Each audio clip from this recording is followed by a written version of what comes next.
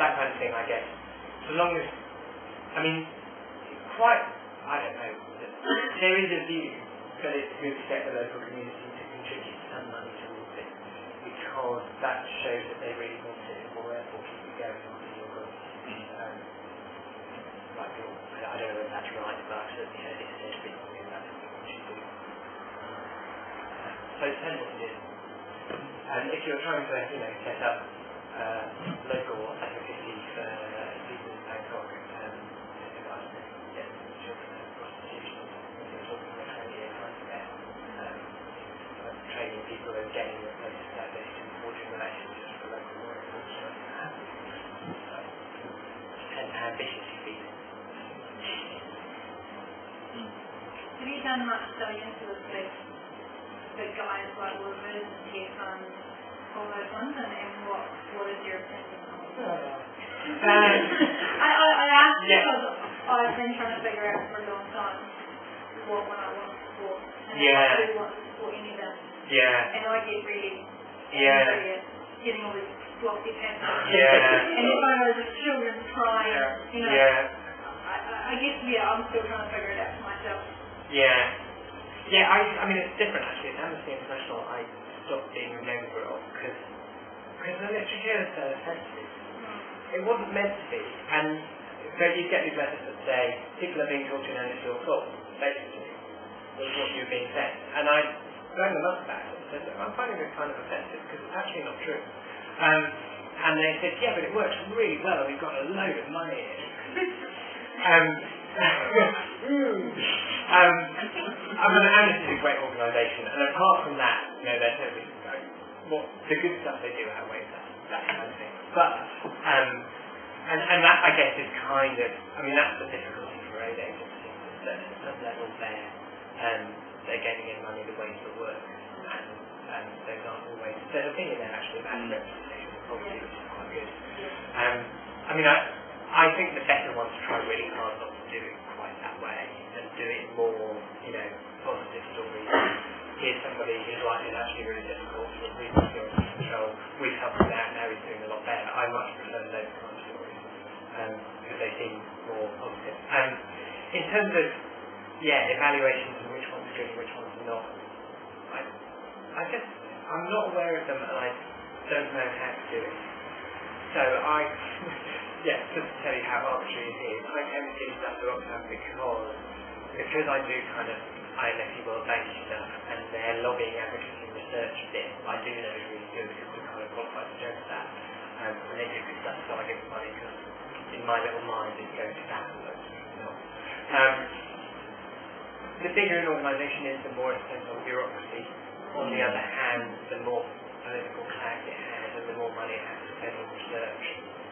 I think, the best of all possible worlds is to somehow find someone who you know is really good, doing really good stuff somewhere, and just give them some money. I think that's the best, but those people are sometimes difficult to find, and it's a networking exercise. It's a case of asking around, finding people that, are you all kind of church types? Because that can be good, missionary networks, I don't know where you all are, but missionary networks are one way of finding out what's going on around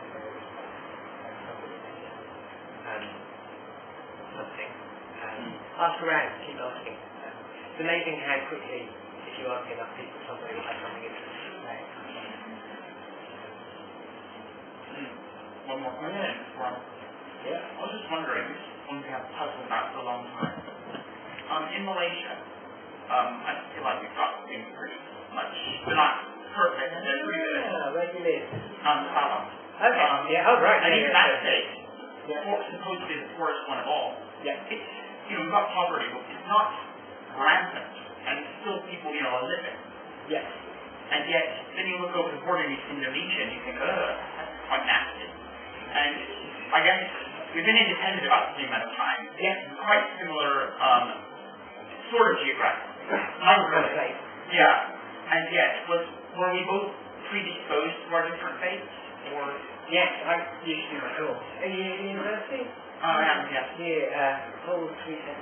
Okay. David. Wow. Be didn't lose one. You can spend a semester on it. Okay, Malaysia, smaller, slightly easier to handle. Indonesia, very, very large, much more diverse. Partly because of that, easier to establish a government that everyone kind of broadly accepts. So, but that and Indonesia struggles much more with that, and well, excusing the hard note, because they struggle with that, certain kind of rather chaotic things happen. So I think some of it's size and sprawl and just the difficulty of that. I don't know what per capita income was in 1950-ish, so that may also be part of it. I mean, it may be that Indonesia inherited less infrastructure given the size of the archipelago. Because Malaysia was a nice, prosperous rubber exporting and plantation kind of centre to Britain, and I think that helped to some extent to make it reasonably well. So I think things have been better run in Malaysia, but it's probably quite an easy job. That's a very short answer.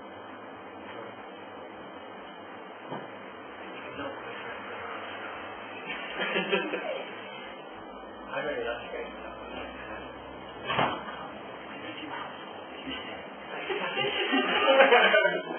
The network. Any more for any more?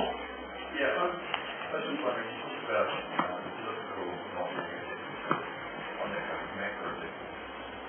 What do you see as the major issues, say, within New Zealand, and if you look at the environmental impact? Yeah, because New Zealand, I mean, the biggest, easiest, outrageous is trade, and New Zealand's actually really good about that, because for various reasons. New Zealand doesn't protect agriculture. It decided not to in the kind of mid-80s. I have some problems with New Zealand, it's very free trade for other reasons, but actually from the development country, it's good.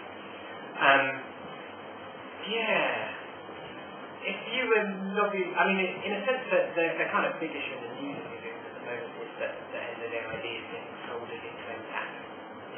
So, and the mandate is being changed from poverty to sustainable growth, whatever that may be. That's very unpopular. Lots of people are lobbying about that. Join the Facebook group. Who knows whether it makes any difference? So that's one. In terms of I don't know, what else is big? Debt cancellation kind of mostly sort of done. In terms of the New Zealand government, I would be pushing on, basically on just levels of aid spending. You can't be sure they're going to do it right anyway. But at least if there's more of it, some of it will be doing something good. And it's at the low end of the OTE. So I should know what the number is. It's in there. So go and look in there. But it's at the low end. And New Zealand doesn't spend a lot on defence.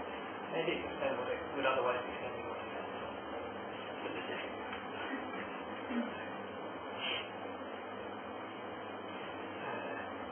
Those are other than that, there's not, because the big kind of issue on the radar is all this big credit crunch stuff, and that's another talk that I think somewhere else.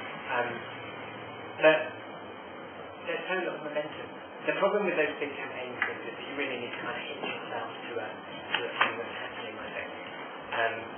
Because due to the big kind of debt cancellation stuff that was big and global, there's nothing on my radar at the moment in terms of kind of big campaigns.